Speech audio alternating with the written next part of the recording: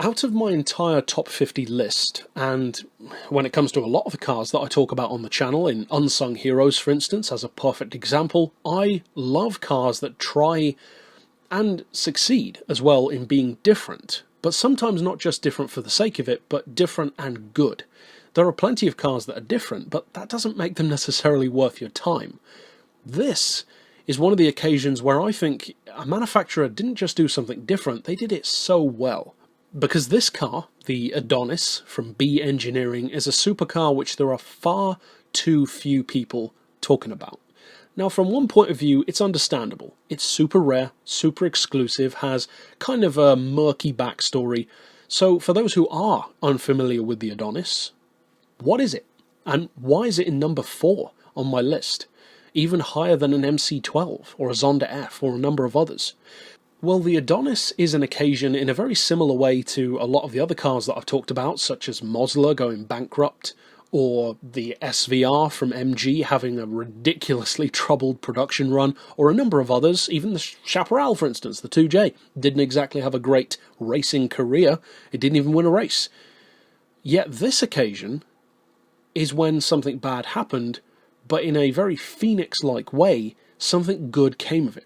Because in the 90s, there's this little unassuming company that you might have heard of called Bugatti, and they liquidated after making the EB110, but they hadn't quite finished producing them all, so there were 21 carbon fibre tubs and components, including engines, left over from production.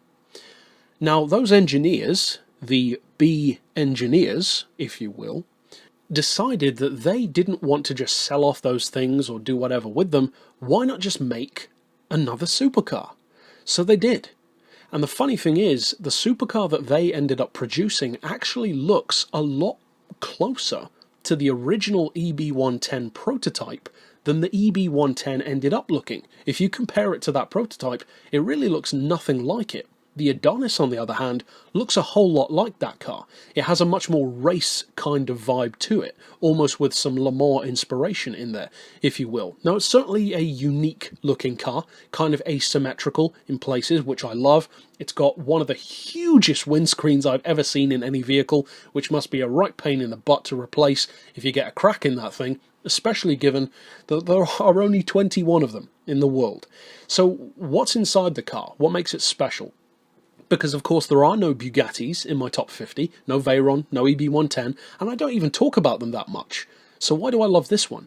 Well, what they did was really clever, because they essentially made a Zonda, you could say, before the Zonda even became a thing, because this is one of those supercars that is radically different, very much so like a rolling piece of art, but it's just got this wacky vibe to it. In a similar way to Spiker or Koenigsegg or Pagani, it's very much so a totally unique supercar, but one which is still a true threat to a lot of other supercars. Because despite the fact that not many people talk about the Edonis, this is actually one of the fastest supercars ever built, and certainly one of the fastest of the late 90s and early 2000s. In fact, the SLR, the Carrera GT, the MC12, even something as gorgeous as the Zonda F, and even the Cinque.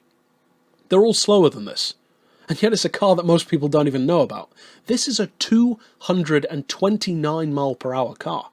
That is some serious territory, and there are so few supercars that do that kind of speed. They tend to jump all the way up to 240 or more, or occasionally do around 220 to 225. In the case of something like a Bristol Fighter or a Gumper Apollo, you don't get many around 230. One of the only ones, in fact, that comes to mind would be the Ultima GTR, which can do about 235.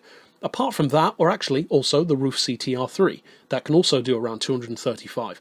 But there aren't many. That's kind of an exclusive club, the 230 mile per hour club. There aren't many cars there.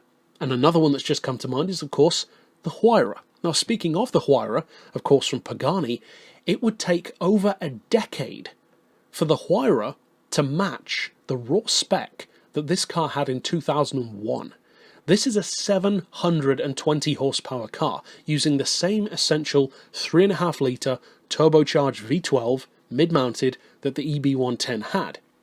But, as I said, tuned up to 720 horsepower instead of the 550 that the standard Bugatti had, and then the Supersport had 611. So it's not too surprising how fast this car is, and yet at the same time, if you think about it, 230 miles per hour, or close enough, 229, from a 720 horsepower engine, that actually sounds really good. And I believe one of the reasons why is because not only is this car very aerodynamically efficient, as you can kind of tell looking at it, it's also got very long gearing.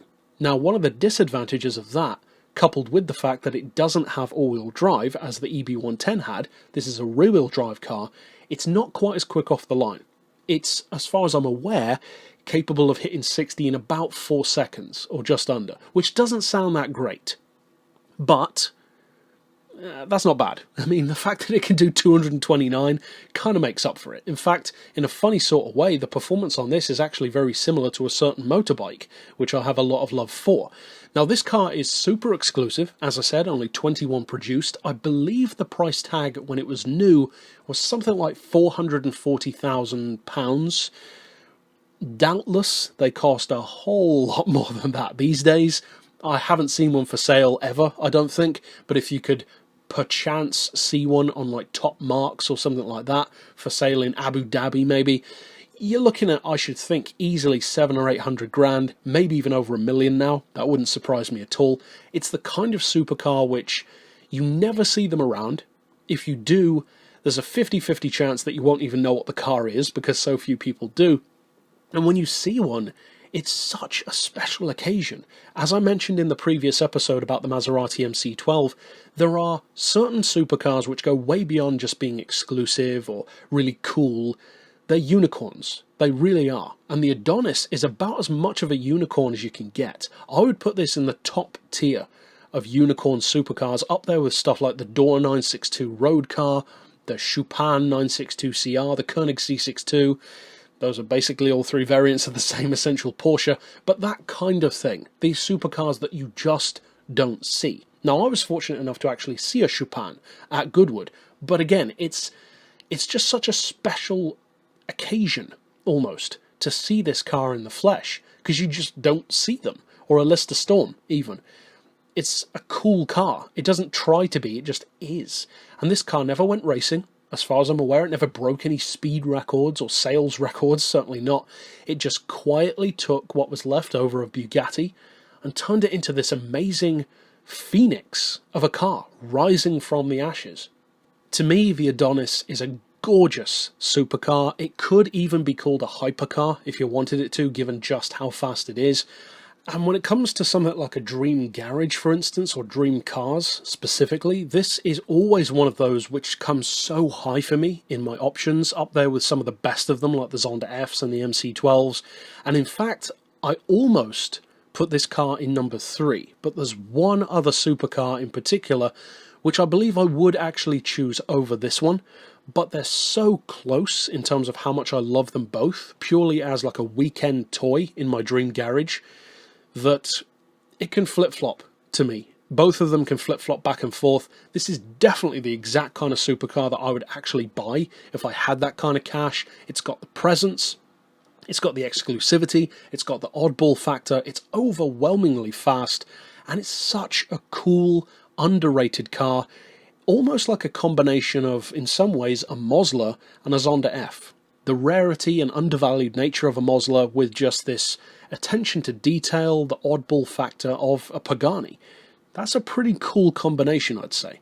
But overall, that's it for this pick. We're moving way high up the list now, and of course the next episode will be in the top 3. So if you want to check out previous episodes, you can click through at the end to see all of those, and for now, as always, thanks for watching.